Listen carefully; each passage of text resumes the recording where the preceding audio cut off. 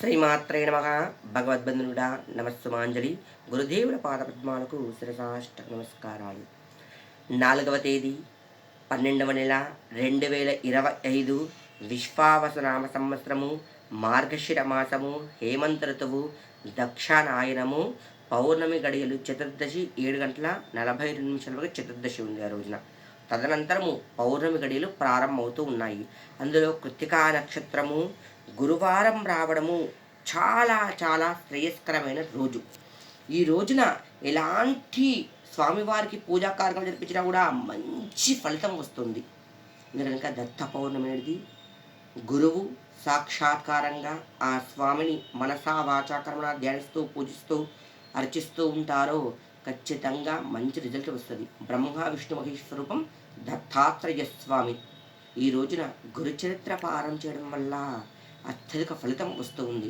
అంతేకాకుండా తెల్లవారి 5వ తారీఖు నుంచి గ్రహాలు గురుబలం తగ్గుతూ ఉంది.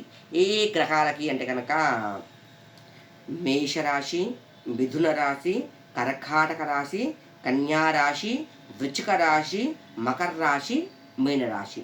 ఈ రాశి వారికి గురుబలం తగ్గుతూ ఉంది. అంటే కనుక గురుబలం అనుకూలంగా లేదనుకో వివాహంలో అనుకూలంగా ఉండదు, రావాల్సిన డబ్బు అనుకూలంగా ఉండదు, వ్యాపార పరంపరలో ఇబ్బంది కలుగుతూ ఉంటుంది.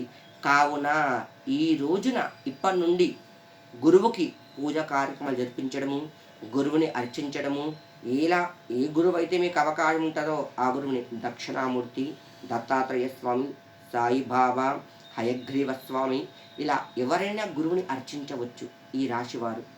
ఎందుకంటే గురుబలం తగ్గుతూ ఉంది కదా, జపాలు చేపించిన, శనిగలు దానం ఇచ్చిన, గురువుకి అత్యధిక ప్రీతికరమైనది పసుపు బట్టాలు, పసుపు వస్త్రాలు సమర్పించిన, శనిగల దండలు వేసినా కూడా మంచి ఫలితం వస్తుంది. ఈ రోజున ఎలాంటి పూజాకరణలు చేస్తే కనుక ఏమి ఫలితమో చెప్పుతూ ఉన్నాను. గురు పౌర్ణమి రోజున, దత్త పౌర్ణమి రోజున స్వామివారికి దత్తాత్రేయ స్వామి చరిత్ర పారాయణ చేయడం చాలా పవిత్రమైంది. 24 hours కరెక్ట్ 24 గంటలు కూర్చున్నారు అనుకో, పౌర్ణమి గడియలు తెల్లవారి ఈ రోజున కూర్చొని రేపటి వరకు చదువుతున్నారు అనుకో మొత్తం అయిపోతుంది అన్నమాట. దత్తాత్రేయ స్వామి చరిత్ర మొత్తం కంప్లీట్ అవుతుంది. ఒకవేళ కుదరదు అన్నా కూడా అవకాశం బట్టి 11 అధ్యాయాలు, 5 అధ్యాయాలు, 9 అధ్యాయాలు అవకాశం బట్టి చూసుకొని శనిగలు ఉడకబెట్టేసి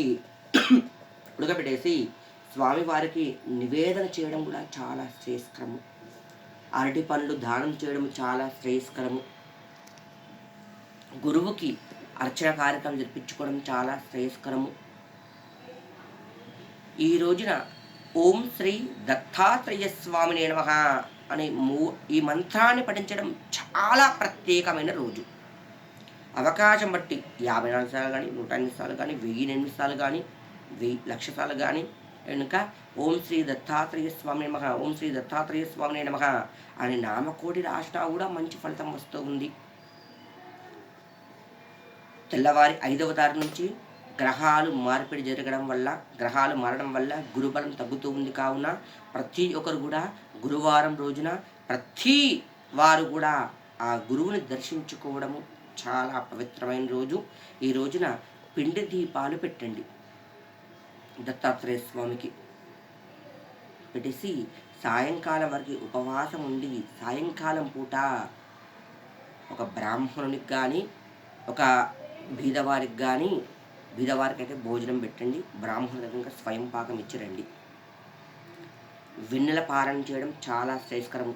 ఈ రోజున లలితా పారాయణం చేయడము అంటే 8 తర్వాత చంద్రుడు పైన ఉన్నప్పుడు కింద కూర్చొని అంటే ఆసనం వేసుకొని ఒక పీట పైన నీటిగా అలికి ముగ్గులు వేసి పాలల్లో దీపం పెట్టండి. చంద్రుని ఎదుట దీపం పెట్టేసి వెన్నెల పారాయణం అని అంటారన్నమాట. లలితా సహస్రనామాలు 9 సార్లు చదవడం వల్ల మీ ఆజ్ఞాచక్రుతి జాగృత అవుతూ ఉంటుంది. ఎలాంటి గురు అనుగ్రహం కూడా మంచి రిజల్ట్ వస్తుంది. కావున ప్రతి ఒక్కరు కూడా ఈ రోజున పరమ పవిత్రమైన రోజు, ప్రతి ఒక్కరు కూడా సుఖంగా సౌఖ్యంగా ఉండాలి, గురు అనుగ్రహము అందరిపై ఉండాలని చెప్పేసి మనసా వాచా కర్మణ ధ్యానిస్తూ ఉన్నాను. శ్రీమాత్రే నమః.